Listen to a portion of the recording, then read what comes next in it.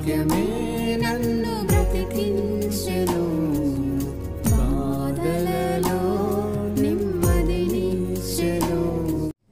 అనుదిన ఆత్మీయమన్న కార్యక్రమానికి మీ అందరినీ ప్రేమపూర్వకంగా ఆహ్వానిస్తున్నాం. ఈ దినము ఆంధ్ర క్రైస్తవ కీర్తనల పుస్తకం నుంచి 291వ పాట పాడుకుందాం.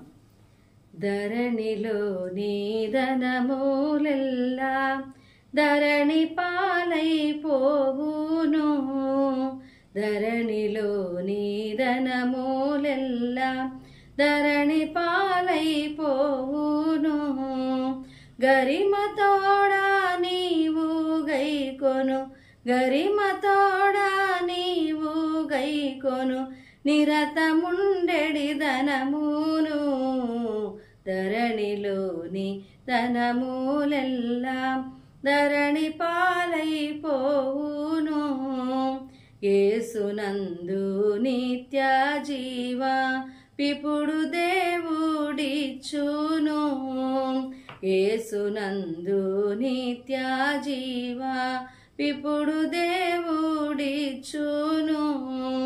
తీసుకొనుము దాని వేగము, తీసుకొనుము దాని వేగము, దివ్యవరముగా నమ్మికన్, ధరణిలోని ధనములెల్లా ధరణి పాలైపోవును. విడువు నీదు పాపములను తడువు చేయుబోకుమి, విడువు నీదు పాపములను తడువు చేయుబోకుమి.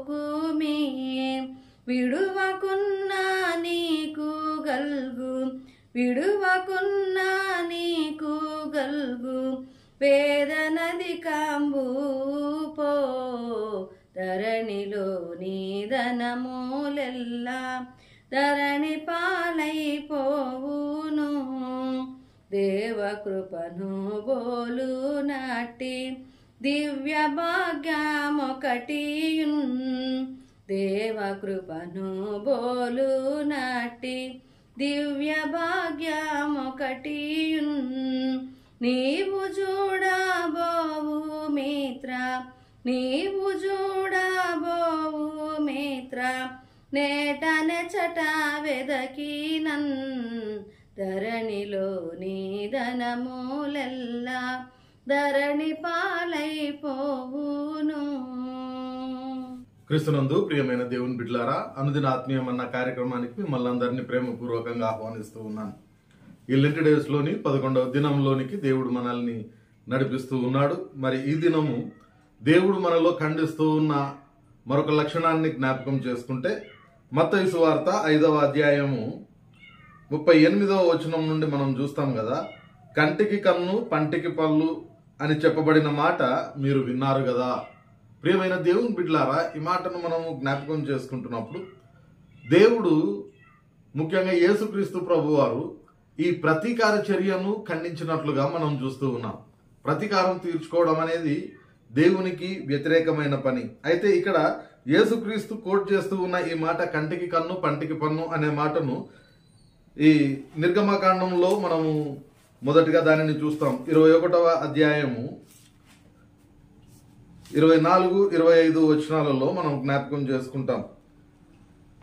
నిర్గమకాండం 21వ అధ్యాయము 24, 25 వచనాలు.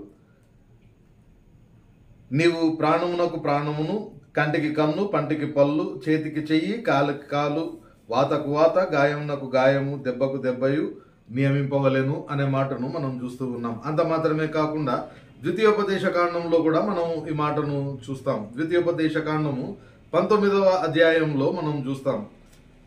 ద్వితీయోపదేశ కాండము 19వ అధ్యాయము 21వ వచనంలో చూస్తే, నీవు ఎవరిని కటాక్షింపకూడదు, ప్రాణమునకు ప్రాణము, కంటికి కన్ను, పంటికి పళ్ళు, చేతికి చెయ్యి, కాలికి కాలు మీకు విధి అనే మాట ఆయన చెప్తూ ఉన్నాడు.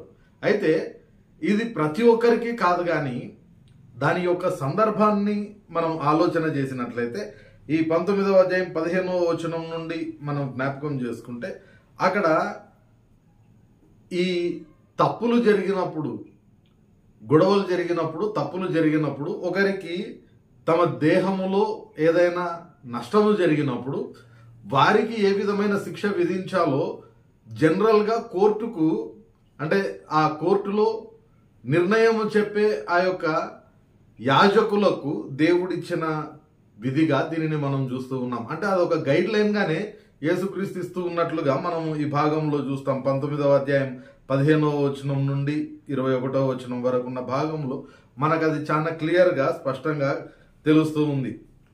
అయితే దీనిని తర్వాతి కాలంలో వచ్చిన శాస్త్రులు పరిసయ్యులు తమ యొక్క అనుకూలంగా దానిని మలుచుకొని చెప్తూ ప్రతిదానికి దానిని అప్లై చేయడం వాళ్ళు ప్రారంభిస్తూ ఉన్నారు. కాబట్టి ధర్మశాస్త్రంలో దేవుడు ఏ ఉద్దేశంతో ఇస్తూ ఉన్నాడో ఆ ఉద్దేశం అక్కడ నెరవేర్చబడకుండా దుర్వినియోగపరచబడుతూ ఉన్నట్లుగా మనం చూస్తూ ఉన్నాం.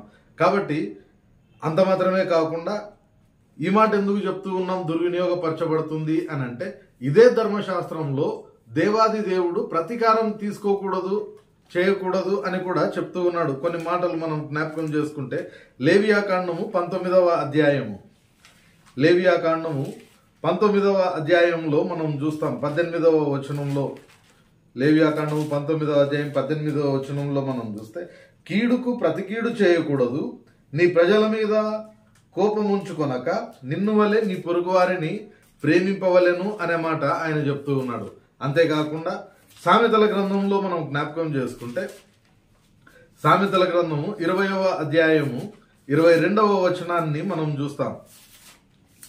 ఇక్కడ ఆయన చెప్తూ ఉన్నమాట, కీడుకు ప్రతి కీడు చేసేదను అనుకొనవద్దు, యెహోవా కొరకు కనిపెట్టుకొను, ఆయన నిన్ను రక్షించును అనే మాటను మనం చూస్తూ ఉన్నాం. అంత మాత్రమే కాకుండా 24వ అధ్యాయము సామెతల గ్రంథము 29వ వచనంలో మనం చూస్తే ఇక్కడ ఆయన చెప్తూ ఉన్నాడు కదా,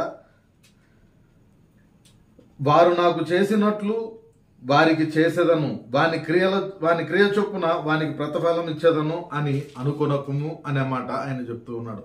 కాబట్టి పాత నిబంధనల్లో చాలా స్పష్టంగా దేవుడు మాట్లాడుతూ ఉన్న మాట, ప్రతీకారము మనం సొంతంగా చేయడానికి వీల్లేదు అని. రోమీయులకు రాసిన పత్రికలో పౌలు భక్తుడు కూడా జ్ఞాపకం చేసే మాటను మనం చూస్తాం కదా.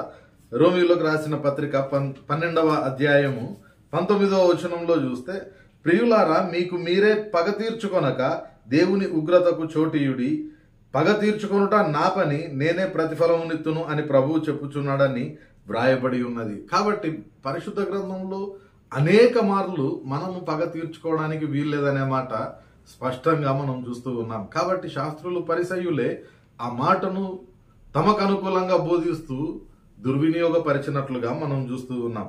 అయితే యేసుక్రీస్తు ప్రభు వారు చెప్తూ ఉన్న ఈ మాటలు మనం చూస్తే మత్తయి సువార్త 5వ అధ్యాయము 38వ వచనం నుండి మనం చూస్తూ ఉన్నాం కదా. ఆయన మొదట ఈ మాటను చెప్తూ, కంటికి కన్ను పంటికి పన్ను అన్న మాట మీరు విన్నారు కదా, నేను మీతో చెప్పినదేమనగా అని చెప్తూ 4 విషయాలు చెప్తూ ఉన్నాడు. మొదటిది, ఒకడు నిన్ను చెంప మీద కొట్టినట్లయితే నీవు వానిని తిరిగి చెంప మీద కొట్టకూడదు గాని మరొక చెంపను వాడికి చూపించాలి అనే మాట చెప్తూ ఉన్నాడు. రెండవది ఆయన చెప్తూ ఉన్న మాట, ఎవడైనాను నీ మీద వ్యాజ్యంకి వచ్చి నీ యొక్క అంగీని వాడు తీసుకుంటే వానికి నీ పై వస్త్రమును కూడా ఇవ్వమని చెప్తూ ఉన్నాడు. అంత మాత్రమే కాకుండా మూడవది, ఒకడు 1 మైలు రమ్మని నిన్ను ఒకవేళ బలవంతం చేస్తే వానితో 2 మైళ్ళు వెళ్ళు అని చెప్తూ ఉన్నాడు. చివరిది, నిన్ను అడుగువానికిమ్ము అనే మాట ఆయన చెప్తూ ఉన్నాడు. ఈ 4 విషయాలు ఏది కూడా తిప్పకుండా వాడు ఎక్స్పెక్ట్ చేయని విధంగా, లోకరీతి అయిన మనుషుల అంచనాలకు అందని విధంగా ప్రతిస్పందించమని చెప్తూ ఉన్నాడు. ఒకరిని కొడితే తిరిగి కొట్టడము మానవ నైజము, కానీ ఇంకొక చెంపను చూపించమని చెప్తూ ఉన్నాడు. 1 మైలు రమ్మంటే 2 మైళ్ళు వెళ్ళమని చెప్తూ ఉన్నాడు. ఉన్న అంగీని అడిగితే పై వస్త్రాన్ని కూడా ఇచ్చేయమని చెప్తూ ఉన్నాడు. ఈ విధంగా చేయడం వలన నిన్ను వలె నీ పొరుగు వారిని ప్రేమించుము అనే మాట అక్కడ వస్తుంది తప్ప ప్రతీకారము తీర్చుకునే పరిస్థితి అక్కడ ఏర్పడదు. కాబట్టి దేవుని యొక్క ఉద్దేశం, దేవుని యొక్క చిత్తము ఎవరికి వారు పగ తీర్చుకోవాలనే ఆలోచన నుండి పక్కకు వచ్చేయాలి. ఆ ఆలోచన ఎవరికి కూడా మనసులో ఉండడానికి వీల్లేదు. ఉదాహరణలు కూడా బైబిల్ గ్రంథంలో మనం చూస్తే కొంతమందిని చూస్తాం. మొట్టమొదటిగా ఆదికాండంలో యోసేపు అనే వ్యక్తిని మనం జ్ఞాపకం చేసుకుంటాం. ఆయన యొక్క చరిత్ర మనకందరికి బాహాటంగా తెలిసినదే. తన అన్నలందరూ కూడా ఆయన మీద ఈర్ష్యపడి ఆయనను అమ్మివేసినప్పటికీ కూడా 45వ అధ్యాయానికి వచ్చేసరికి దేవుడు ఆయనను చాలా ఆశీర్వదించి ఐగుప్తులోనే ఫరో రాజు కంటే ఒక్క స్థానం కిందట్లో ఆయనను ఆశీర్వదిస్తూ ఉన్నాడు. అంటే ఒక రకంగా ఐగుప్తు దేశానికి ప్రధానమంత్రి స్థానానికి దేవుడు ఆయనను ఆశీర్వదిస్తూ ఉన్నాడు. ఆ సమయంలో కరువు వచ్చి అన్నలందరూ కూడా యోసేపు దగ్గరకు వచ్చినప్పుడు తనకు అధికారము ఉంది, వీళ్ళెవరూ కూడా తనను గుర్తించలేదు, కానీ ఈయన వాళ్ళందరినీ గుర్తుపడుతూ ఉన్నాడు. జరిగిన అన్ని సంఘటనలు జ్ఞాపకం వస్తూ ఉన్నాయి. అయినప్పటికీ కూడా పగ తీర్చుకునే అవకాశం ఉండి అధికారం ఉండి కూడా ఆయన ఆ పని చేయకుండా ఆయన చెప్తూ ఉన్న మాట ఏమని చెప్తూ ఉన్నాడంటే, తన అన్నలకు తనను తాను పరిచయం చేసుకుంటూ వాళ్ళందరూ కూడా భయపడినప్పుడు ఆయన చెప్తూ ఉన్న మాట, ఆ దినాన నన్ను అమ్మివేసినందుకు మీరు బాధపడకుడి, ఈ దినాన ప్రాణరక్షణ కొరకు నన్ను అమ్మివేసే బుద్ధి ఆ దినాన దేవుడు మీకు పుట్టించాడు అనే మాట ఆయన చెప్తూ ఉన్నాడు. అక్కడ పగ తీర్చుకునే అవకాశం ఉంది, అధికారం ఉంది, కానీ ఆయన పగ తీర్చుకొనకుండా తన అన్నలకు సహాయపడుతూ ఉన్నాడు. వారు భయపడుతూ ఉన్నప్పుడు దేవుడే మీకు ఆ బుద్ధి పుట్టించాడు, కారణం ఈ దినాన ఈ కరువులో మనమందరము చావకుండా ఉండడం కొరకు అనే మాటలు చెప్తూ వారిని ఓదారుస్తూ ఉన్నట్లుగా మనం చూస్తాం. కాబట్టి పగ తీర్చుకోవడానికి వీల్లేదు.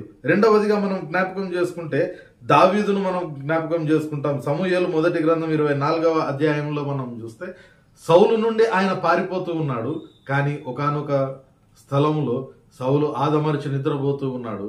దావీదు వాళ్ళు అక్కడికి వచ్చి చూస్తూ ఉన్నారు.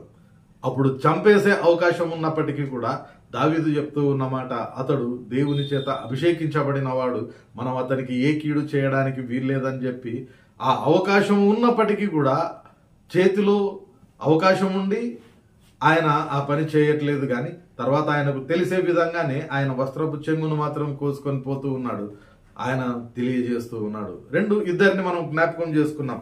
క్రొత్త నిబంధనలోనికి వచ్చేసరికి యేసుక్రీస్తు మనకు చాలా చక్కటి మాదిరిగా మనం చూస్తూ ఉన్నాం. ఆయన కూడా ఏమైనా చేయగలిగిన సమర్థుడు, శక్తిమంతుడు. అయినప్పటికీ కూడా ఆయన ఏం చేస్తూ ఉన్నాడంటే అందరినీ క్షమించినట్లుగా మనం చూస్తూ ఉన్నాం. ఒకసారి పేతురు రాసిన మొదటి పత్రిక 2వ అధ్యాయము 20వ వచనం నుండి మనం చదివితే, తప్పిదమునకై దెబ్బలు తినప్పుడు మీరు సహించిన ఎడల మీకేమి ఘనము, మేలు చేసి బాధపడినప్పుడు మీరు సహించిన ఎడల అది దేవునికి హితమగును, ఇందుకు మీరు పిలువబడితిరి. క్రీస్తు కూడా మీ కొరకు బాధపడి మీరు తన అడుగుజాడల యందు నడుచుకొనున్నట్లు మీకు మాదిరి ఉంచిపోయెను.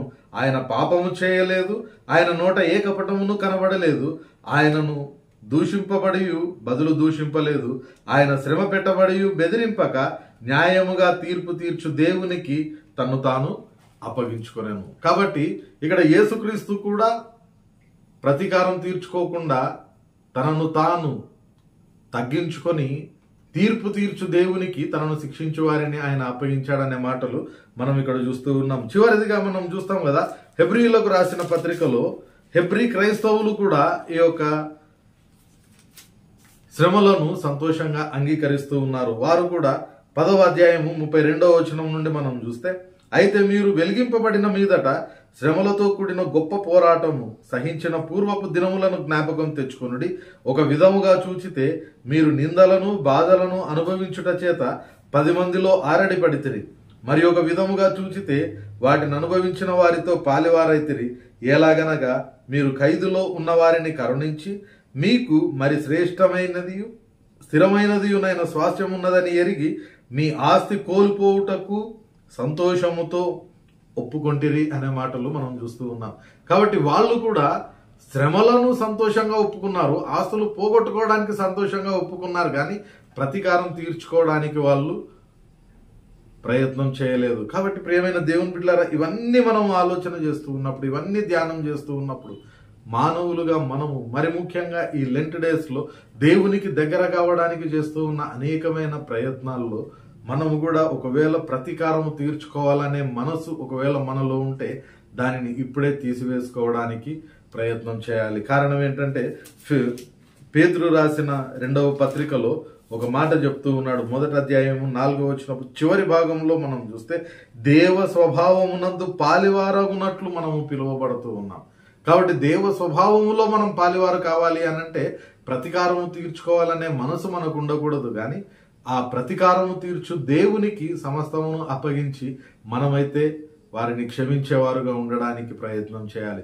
ఎప్పుడైతే ఆ పని చేస్తామో, సామెతల గ్రంథంలో చెప్తూ ఉన్నారు కదా, అతని తల మీద నిప్పులు మనం కురిపింపజేసిన వాళ్ళుగా మనం ఉంటాం. కాబట్టి మనము దేవుని యొక్క వాక్య ప్రకారం ముందుకు వెళుతూ దేవ స్వభావంలో పాలివారగున్నట్లు ప్రతీకారము తీర్చుకోవాలనే మనసు ఒకవేళ మనకుంటే మనం తీసివేసుకొని దేవునిలో ఉండడానికి మనం ప్రయత్నం చేద్దాం.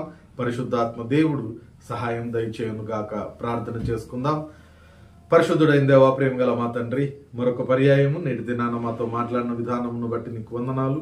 ప్రతీకారం తీర్చుకోవాలనే మనసు మాలో ఉంటే దానిని మేము తీసివేసుకోవడానికి, దైవ స్వభావంలో పాలివారు కావడానికి కృప దయచేయమని వేడుకుంటూ, ప్రతి వారి హృదయంలో మీరే ఈ వాక్యమును నాటి భద్రపరిచి ఫలింపజేయమని, మరి ప్రత్యేకంగా నేటి మా పని పాటలన్నింటిలో కృప దయచేసి క్షేమంగా నడిపించి, రేపటి దినాన మరొక పర్యాయము నీవు అనుగ్రహించే అనుదిన ఆత్మీయమన్న భుజించు వరకు నీ సన్నిధిని మాకు తోడుగా ఉంచుమని వేడుకుంటూ యేసు పరిశుద్ధ నామమున ప్రార్థిస్తున్నాం తండ్రి, ఆమేన్.